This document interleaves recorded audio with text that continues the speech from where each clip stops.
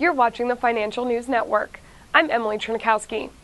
Electronics giant Sony Corporation announced today the restoration of its PlayStation video game network in Japan, as well as in other Asian countries on Saturday, a month after a major hacking incident leaked tens of thousands of users' personal details, according to Reuters. Sony has already begun restoring online network services in other parts of the world, offering a new identity protection service to customers in Asia, amidst apologies for the way it handled the incident, the report added. Sony Corporation shares are down 1.32% to $26.85. For more updates, stay tuned to the Financial News Network. I'm Emily Chernikowski.